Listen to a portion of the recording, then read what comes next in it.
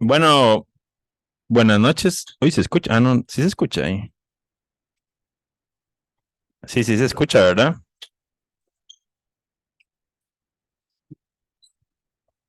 Alguien, si me confirman si se escucha en el chat, tal vez. Sí, todo bien. Muchas gracias, César. Bueno, buenas noches. Vamos a ir empezando para respetar el horario. Hoy es la octava sesión del curso de epilepsia básico de la isla de Costa Rica.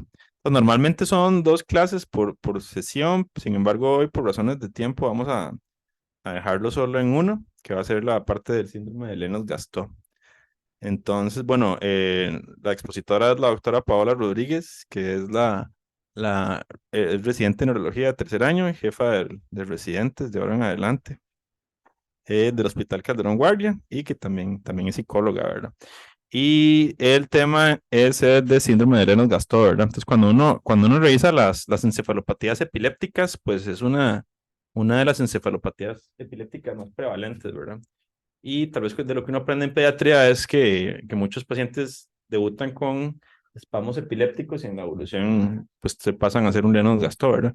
Entonces, ahorita va a hablar de eso Paola, entonces no voy a entrar en más detalles, pero realmente sí es muy prevalente, pero tal vez no tan prevalente, pero es muy importante conocerlo, ¿verdad? Y más que todos estos pacientes evolucionan a adultos, ¿verdad? Entonces, los vamos viendo los neurólogos de adultos también. Entonces, vamos a ir empezando y con Paola ya se las dejo.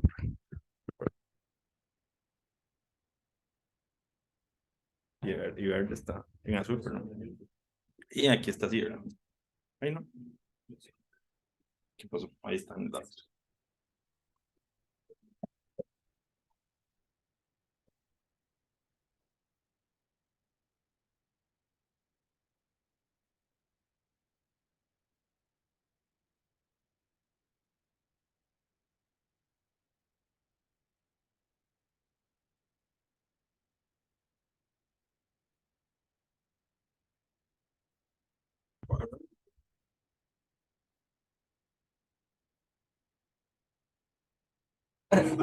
Bueno, buenas tardes. Yo soy Paola Rodríguez, como dijo el doctor, y hoy vamos a hablar un poco de Lennox-Gastaut. Los temas que vamos a tocar son estos, un poco de historia, un poco sobre qué es el Lennox-Gastaut, la epidemiología, que siempre es importante revisarla porque a veces pensamos que hay cosas que son cero frecuentes, pero en realidad son bastante frecuentes. La etiología, el diagnóstico, tanto en niños, que es lo que se sabe, como un algoritmo que les voy a enseñar por ahí sobre el diagnóstico en adultos y cómo se ve y cómo cursa una persona en una enfermedad como el Lennox-Gastaut y un poquillo sobre el tratamiento, que no es muy alentador el panorama, pero hay cosas sucediendo. Entonces, el síndrome de Lennox-Gastaut fue descrito no como un síndrome, sino que inicialmente ese señor Gastaut y creo que era la esposa que trabajaba con él, describieron una variante del Petit Mal en 1951. Entonces empezaron a ver pacientes que tenían crisis tónicas, crisis un poco extrañas, que eran diferentes a lo que habían visto usualmente, y lo llamaron variante del Petit Mal.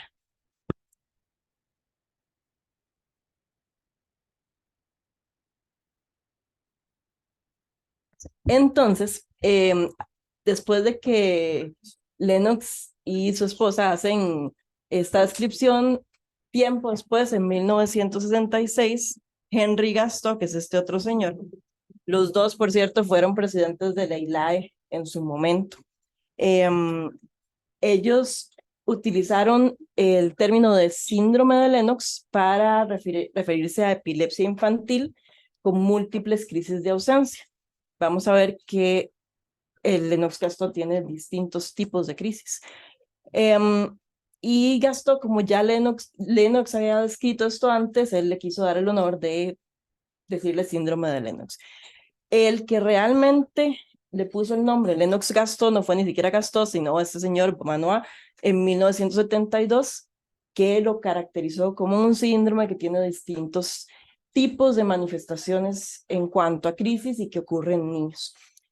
Y en 1989 fue la primera vez que la ILAE se encarga de dar una descripción oficial del síndrome, la cual cambió en el 2022. El año pasado decidió modificar la definición porque resulta que nos estamos dando cuenta de que la definición era muy arbitraria y no incluía a los pacientes con Lennox-Gastaut que ya son adultos y que tal vez por N cantidad de razones nunca tuvieron su diagnóstico y se manejan como epilepsias de muy difícil manejo. Entonces, de acuerdo con la ILAE, el Lennox-Gastaut es entonces una encefalopatía epiléptica del desarrollo con distintas etiologías. Además, es una encefalopatía epiléptica del desarrollo que incluye actividad de alta frecuencia distribuida bilateralmente en las redes neuronales y que aparece en la infancia. Y que se caracteriza por tres cosas principalmente. Uno, distintos tipos de crisis epilépticas y estas crisis son de difícil manejo. Además, inician antes de los 18 años y aunque sean distintos tipos, al menos un tipo de crisis tiene que ser una crisis tónica. Número 2, tienen alteraciones cognitivas y alteraciones conductuales. Estos chicos cursan con un retraso del neurodesarrollo muy significativo y además pueden tener síntomas neuropsiquiátricos. Y número 3 es la parte electroencefalográfica, que es muy característica, que son electros con complejos de punta onda lenta de menos de 2.5 Hz y además pueden tener paroxismos de actividad de alta frecuencia durante el sueño. Hablando un poco de la epidemiología, entonces decimos que el Lennox-Gastaut se presenta en 1 a 2% de todas las personas con epilepsia y es entre un 1 a 10% de todas las epilepsias infantiles.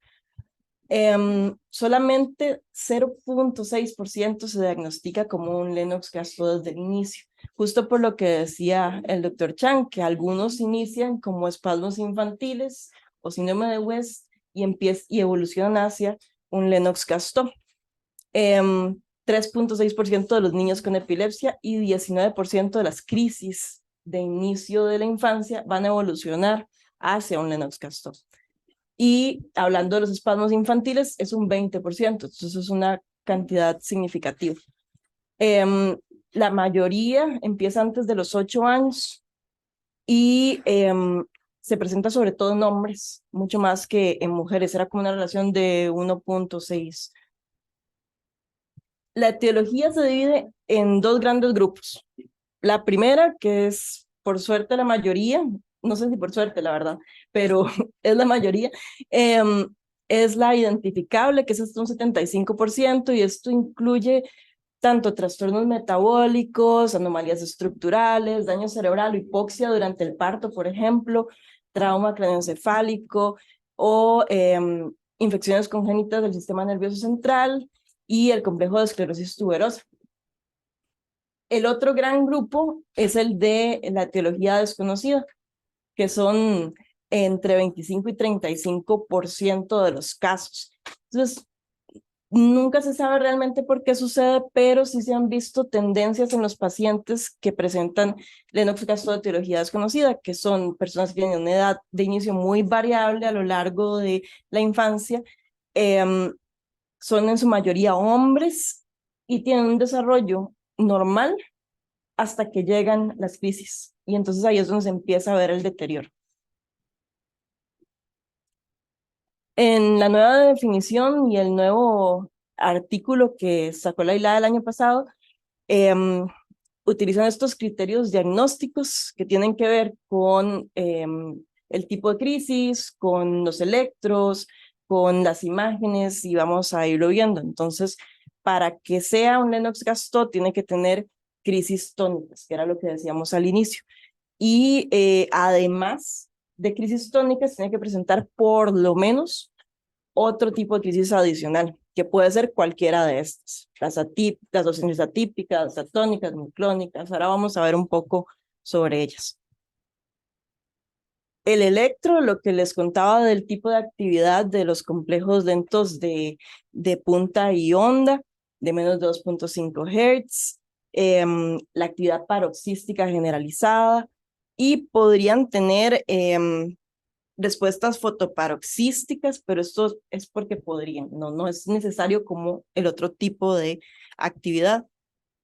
Ahora, si tienen anomalías focales persistentes y no se generalizan, no hacen complejos de punta onda, podemos pensar en otra cosa completamente porque esto lo descartaría. La edad de inicio es antes de los 18 años y puede ser después de los 8 años, aunque la mayoría se presenta antes. Entonces, con que sea antes de los 18, ahí podemos ir pensando en un Lennox-Gastaut. El pronóstico o cómo se desarrollan, sabemos que es una epilepsia de muy difícil manejo y que incluso hay pacientes que prueban una cantidad increíble de medicamentos. Está viendo que más de 16 fármacos incluso, o incluso hasta 28 en algunos casos, y ninguno les servía. Em, y la neuroimagen en realidad no es necesaria, solamente nos ayuda a ver si hay alguna anomalía estructural. Para hacer el diagnóstico, evaluación clínica, el electro en vigilia y sueño es muy importante, buscar déficits neurológicos o algo que nos apunte hacia la etiología, por ejemplo, las máculas hipomelanóticas o fibromas o soplos, algo que nos diga por qué está sucediendo esto, o una neuroimagen para ver si hay alteraciones estructurales. Hay también pruebas genéticas, creo que el Hospital de Niños las corre, creo, no estoy segura. Pero puede que a pesar de todo eso nunca encontremos la etiología. La enfermedad, como estábamos hablando, inicia antes, usualmente antes de los 8 años. Entre los 3 y 5 años es el pico de inicio, aunque puede ocurrir después. Es rara en la adultez, pero hay algunos casos en la segunda década, sobre todo porque son personas que quizás nunca tuvieron acceso al diagnóstico, N cantidad de razones que pueden haber sucedido. Y el inicio usualmente es por crisis de caídas, los drop attacks, y son de causas desconocidas. Puede evolucionar desde el síndrome de West, y el electro interictal durante la vigilia está normal, puede tener ritmos lentos, puede tener ritmos desorganizados, y en este punto del inicio puede ser normal durante el sueño.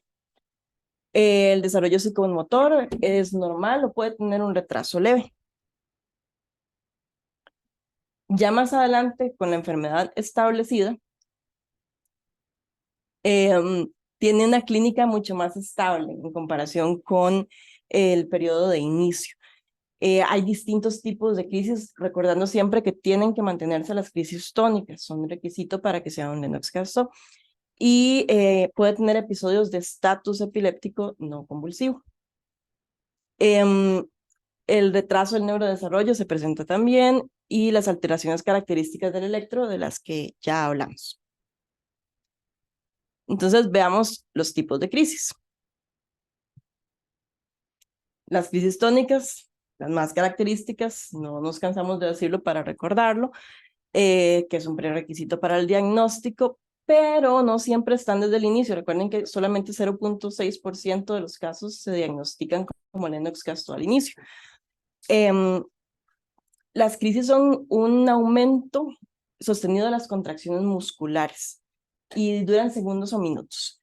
Pueden ser tipo axial, como que la persona hace como así, pegan un gritillo y pueden afectar nada más el tronco, o pueden ser globales y que tenga el drop attack después de eso con una crisis atónica.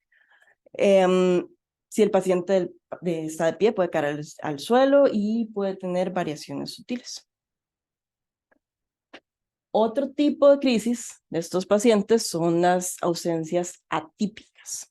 Es la segunda más común después de las crisis tónicas. Entonces son como ausencias, pero es muy difícil tipificarlas y muy difícil darse cuenta, porque como son pacientes que tienen deterioro cognitivo, déficit cognitivo y del neurodesarrollo, quizás no tienen tanta comunicación con el ambiente como para darse cuenta en qué momento está teniendo una crisis de ausencia por su discapacidad cognitiva severa.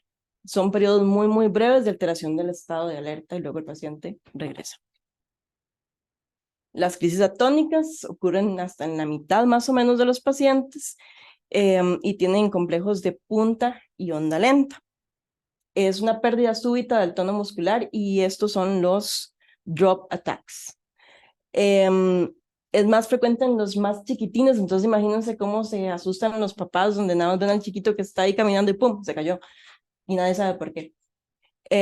Duran 1 o 2 segundos, además, y no son específicas del Lennox-Gastaut, pero sí nos pueden apuntar a esto porque quizás es lo más llamativo que ven los papás y lo que más les asusta y entonces de ahí podríamos agarrar el diagnóstico.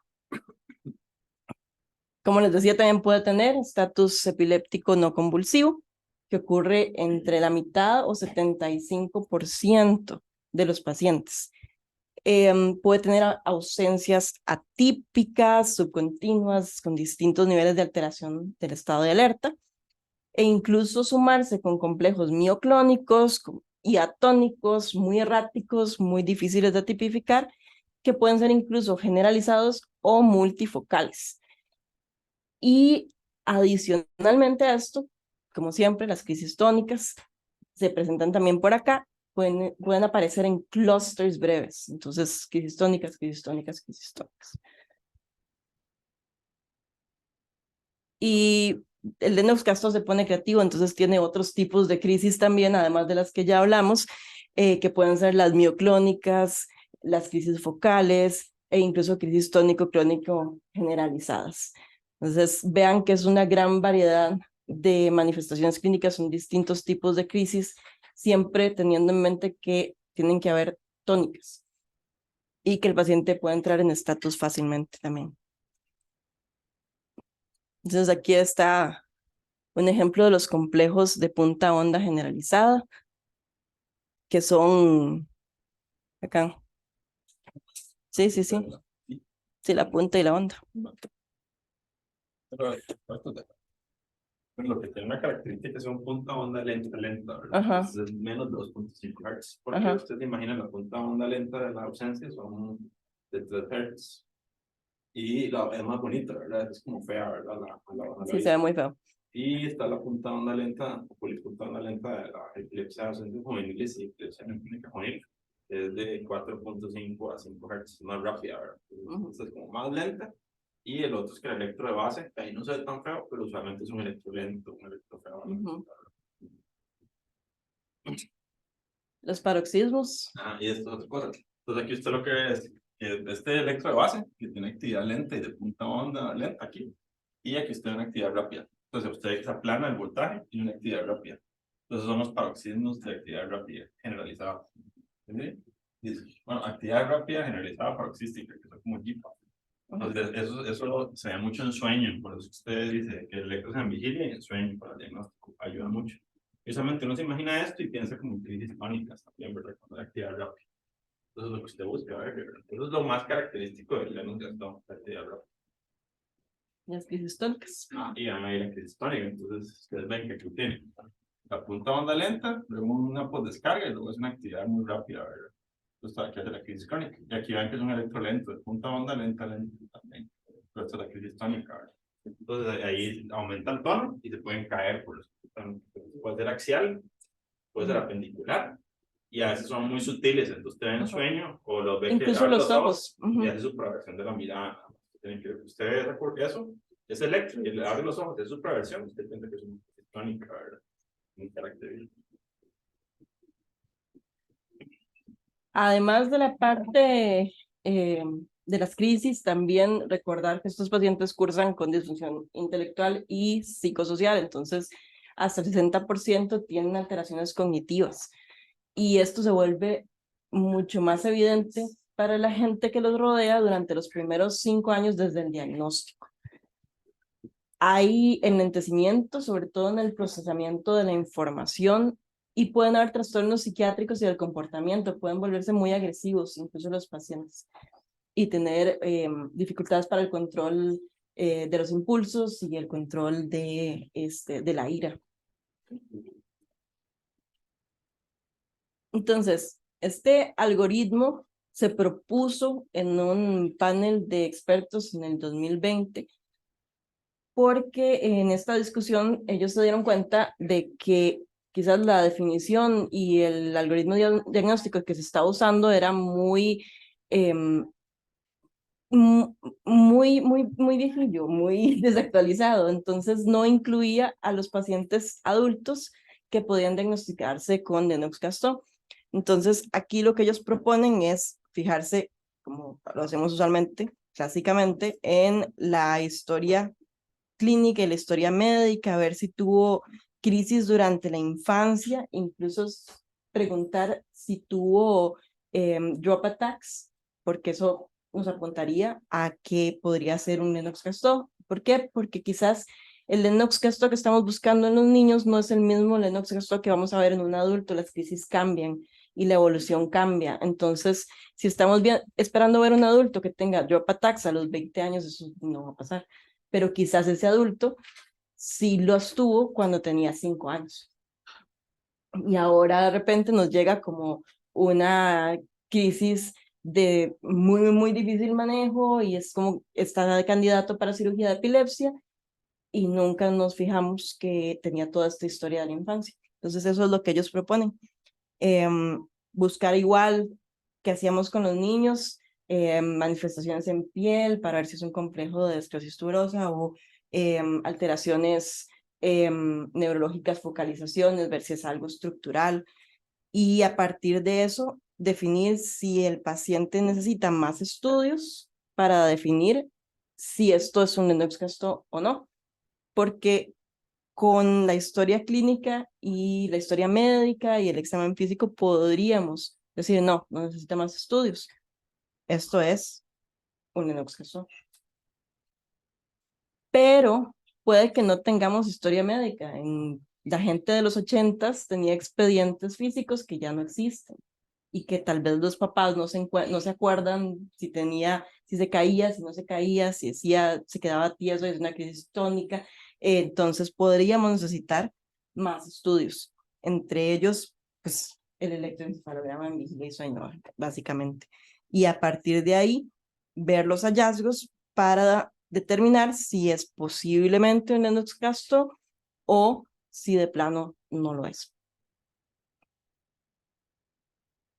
El diagnóstico diferencial con todos los otros síndromes que conocemos. Recordemos que el West puede evolucionar hacia un Lennox-Gastaut. Hay síndrome de pseudo Lennox-Gastaut y el 12, el Dravet también. Y aquí les dejo este cuadrito con todas las características que nos hacen el diagnóstico diferencial. El tratamiento no es un panorama muy alentador porque son muy difíciles de tratar. Entonces el objetivo no es que el paciente no tenga crisis, porque eso no lo vamos a conseguir, pero podemos disminuir la frecuencia de las crisis, sobre todo de las crisis más incapacitantes o más peligrosas. Podemos disminuir la frecuencia de los drop attacks, que es cuando el chiquito se puede golpear y ahí la cosa puede salir muy mal. Entonces, como primera línea, clásicamente, se utiliza valproato, lamotrigina y topiramato. Para esto, como sucedería en cualquier otro paciente, vamos a buscar la mejor opción individualmente, individualizar la decisión del tratamiento. Entonces, la mayor efectividad la tiene el valproato. Después sigue la matrigina, después topiramato. Pero también el valproato tiene muchísimos efectos secundarios, entonces hay que sopesar un poco la decisión. Aún con sus efectos secundarios, por su amplio espectro y por el nivel de efectividad que tiene, el valproato sigue siendo la primera opción.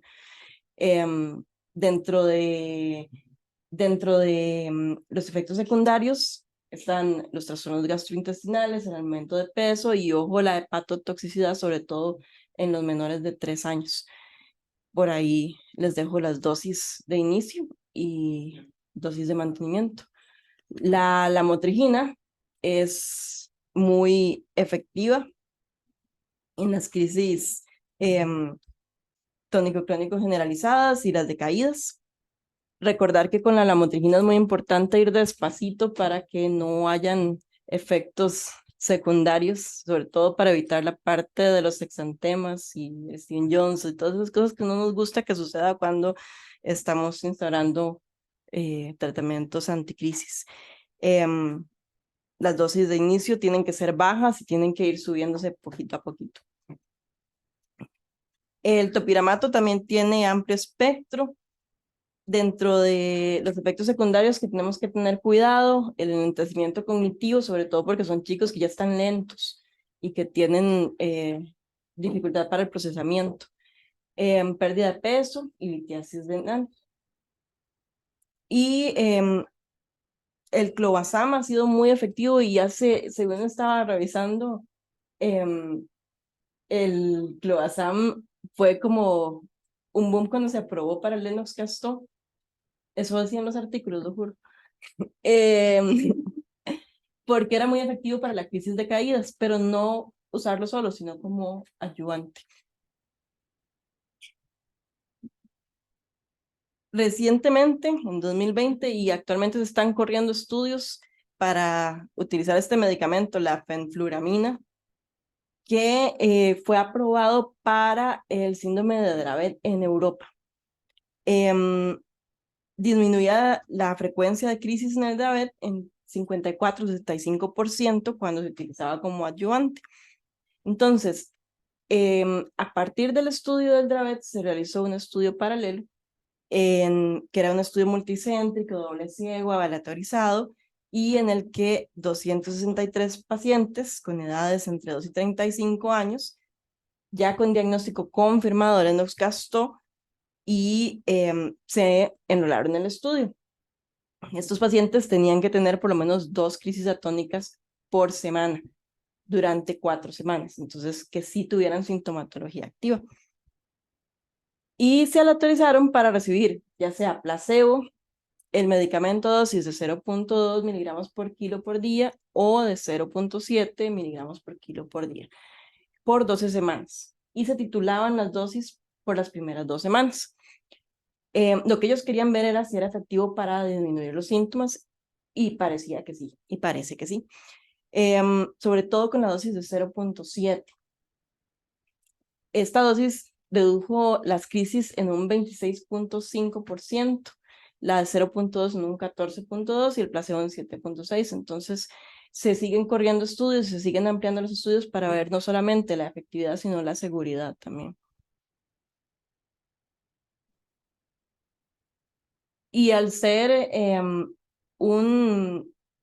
crisis de tan difícil manejo, se han optado otro tipo de terapias y otras opciones terapéuticas para tratar de controlar o mejorar más bien el estilo, la calidad de vida del paciente. Entre ellos la dieta cetogénica, que donde yo la vi fue nada más en el hospital de niños. La cirugía de epilepsia con 2 técnicas, la resección del foco, si hubiera un foco, o si el foco pudiera resecarse. En otro caso, podría hacerse una callosotomía para evitar la generalización. Otro tipo de opción es la estimulación vagal y el cannabidiol, que también se sigue estudiando. Hay muy pocos estudios, pero se ha mostrado efectivo y ayuda a los pacientes. Entonces, vamos a ver qué arrojan los datos en los próximos años. A ver si podemos echar mano de más opciones para estos chicos que la tienen muy difícil en el manejo de sus crisis. Y no sé si tienen alguna pregunta.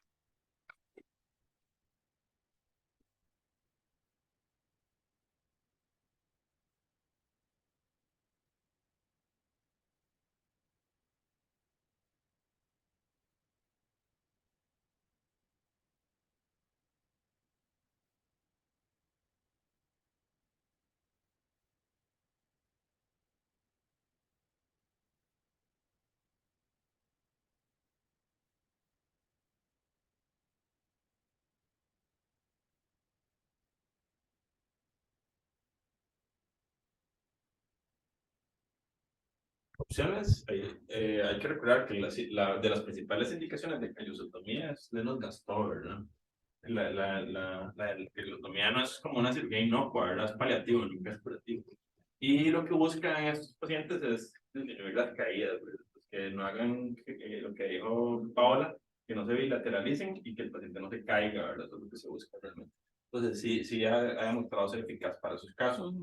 La dieta cetogénica, el problema es en los adultos y adolescentes, la tolerancia es muy mal tolerada, ¿verdad?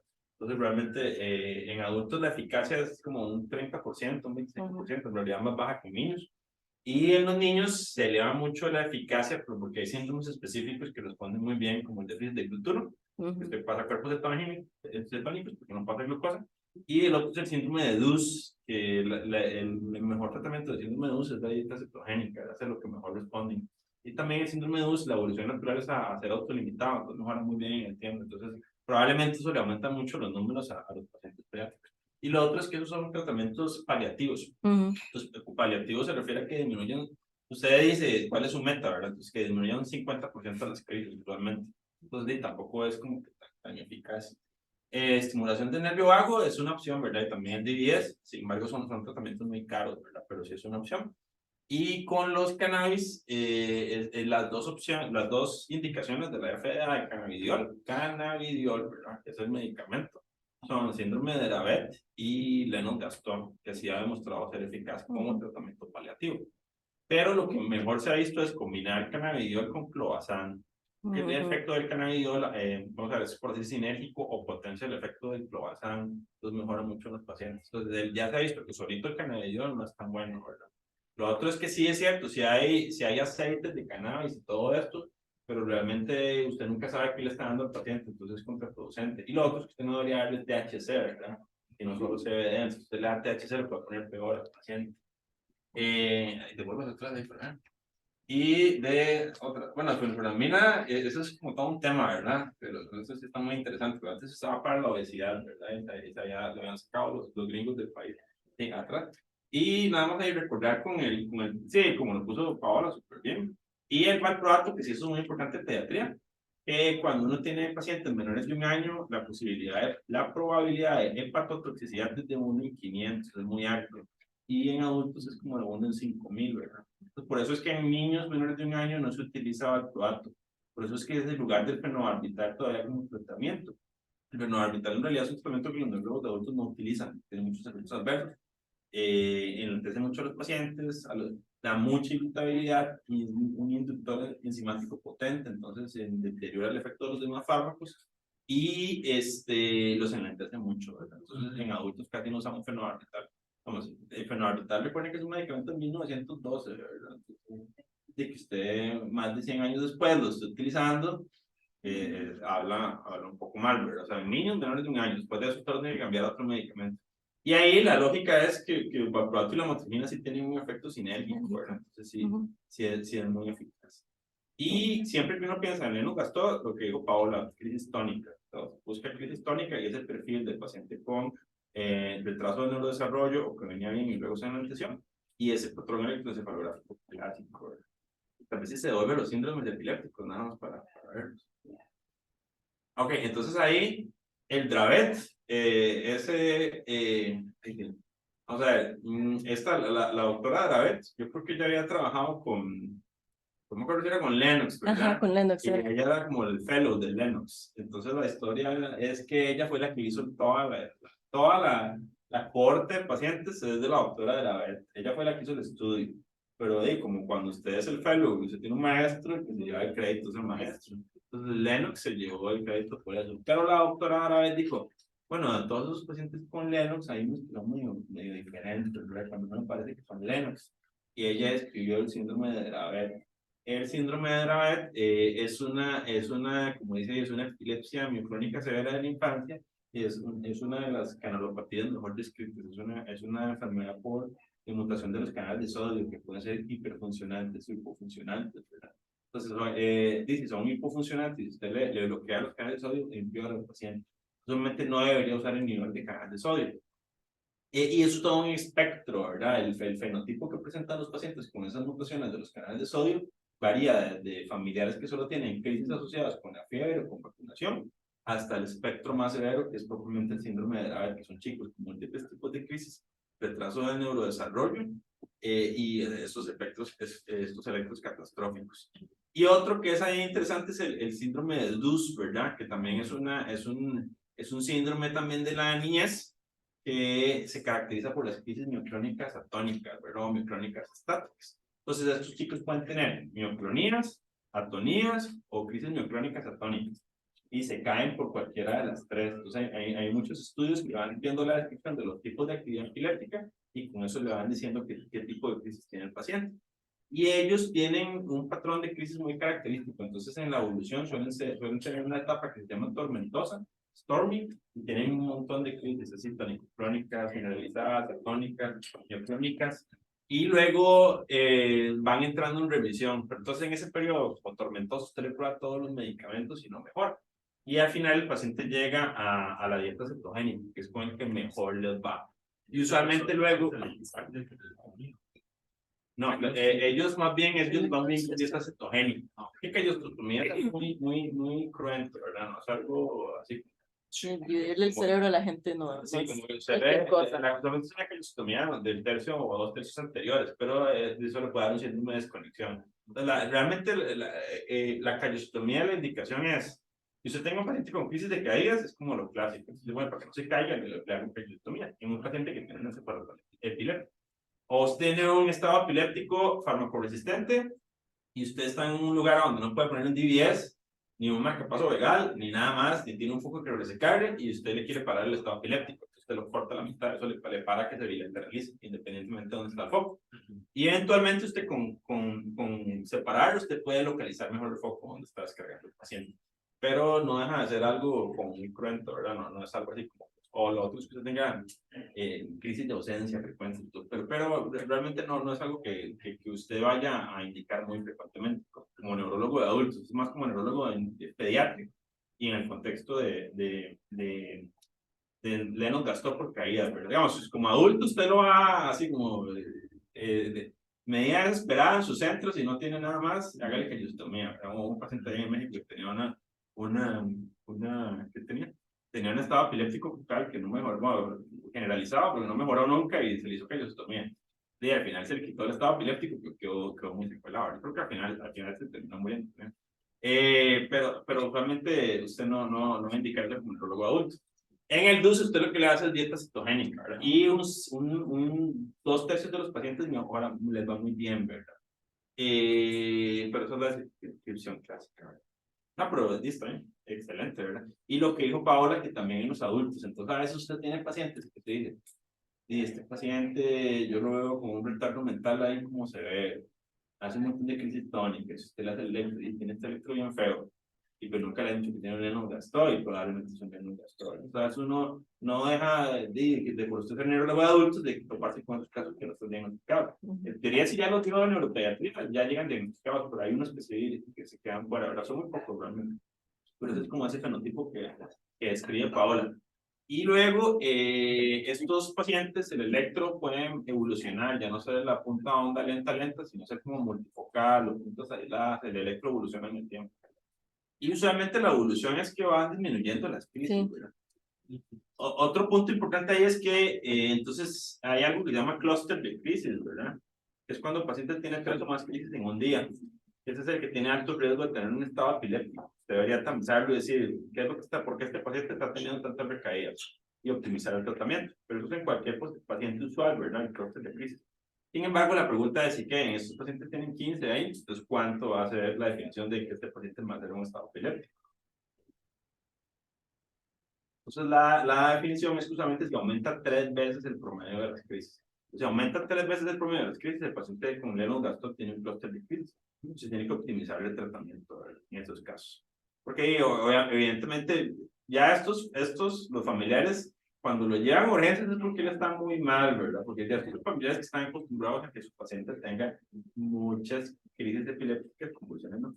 Muchas crisis epilépticas y no lo van a llevar. Entonces ellos cuando lo llevan es cuando el paciente está muy mal. Entonces se le busca la infección, le busca si estaba con, a veces intolerancia gástrica, empiezan con una diarrea, empiezan a vomitar y no se lo toman, pero no. o optimizar el tratamiento en el caso que corresponda. Pero sí, usualmente, y los familiares van a saber que la meta es que el paciente esté lo más estable que se pueda, pero que nunca va a ser la libertad de crisis. Y lo que decía Paula, en síndrome de Down, yo no sé si le pasé ese artículo, los síndromes de Down pueden iniciar con Lennox-Gastaut, pero como adultos, ¿verdad? Entonces es muy interesante. Y también de los adultos, los niños y los adolescentes eventualmente van a llegar a un centro de adultos, porque en el hospital de niños no los van a seguir viendo. Entonces también por eso. Sí, también es importante que usted sepa que lo va a ver. Ajá, exacto. Bueno, muy bien. Pues, muy bien, el tema.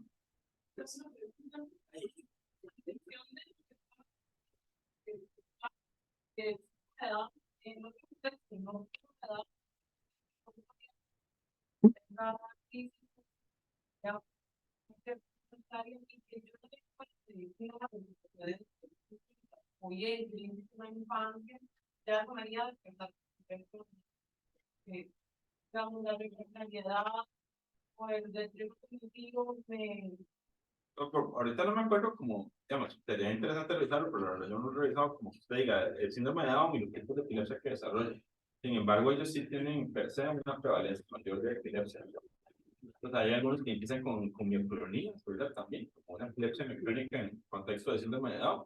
Pero, vamos a ver, ahí es que se tiene que buscar los criterios para ponerle el nombre, ¿verdad? Que ponerle como Lennox-Gastaut, ¿verdad? Pero en ese contexto puede ser cualquier tipo de epilepsia, pero no está exento de que tenga un tumor, no está exento de que tenga un infarto, etcétera, por poner ejemplos. Y aparte que el síndrome de Down tiene mayor predisposición, por ejemplo, Alzheimer, ¿verdad? Pues con Alzheimer tiene una mayor prevalencia de epilepsia focal en comparación con la población general. Entonces, en ese contexto, pues si usted lo estudia igual que cualquier otro paciente con epilepsia para buscar la etiología, ¿verdad? Clasificarlo. Yo también tengo una duda, que bueno, conversamos que los pacientes con síndrome de West pueden evolucionar a un Lennox-Gastaut, pero mi duda es, no todos los pacientes con West van a evolucionar al Lennox-Gastaut, ¿verdad? Ah, sí, no sé si Es un usted tiene 20%. Sí, Sí, eso es buenísimo, porque eso es lo que usted dice. No todo, son 20% de los webs evolucionan a Lennox-Gastaut, pero casi todos los Lennox eran sí, eso es lo que usted sigue. Okay. Y siempre, si usted tiene un foco epiléptico, pues quitarlo, ¿verdad? Si usted tiene un foco epiléptico, quitarlo, algo le va a beneficiar a los pacientes. Y uno siempre trata de hacerle algo a los pacientes, lo que dice Paola, porque esos pacientes tienen 28 medicamentos. Porque una norma en epilepsia es que si el paciente sigue, siempre la recomendación de sigue probando, algo le hará. Entonces, en el caso de estas encefalopatías epilépticas, usted le puede seguir probando hasta que está en su mejor basal, y ahí lo deja. En la evolución natural de algunas epilepsias farmacoresistentes es que de todas las farmacoresistentes, un 11 a 17% eventualmente se controla por su evolución natural. Son muy poquitos, pero se llegan a controlar. Time. Muy bien. Gracias a Paola.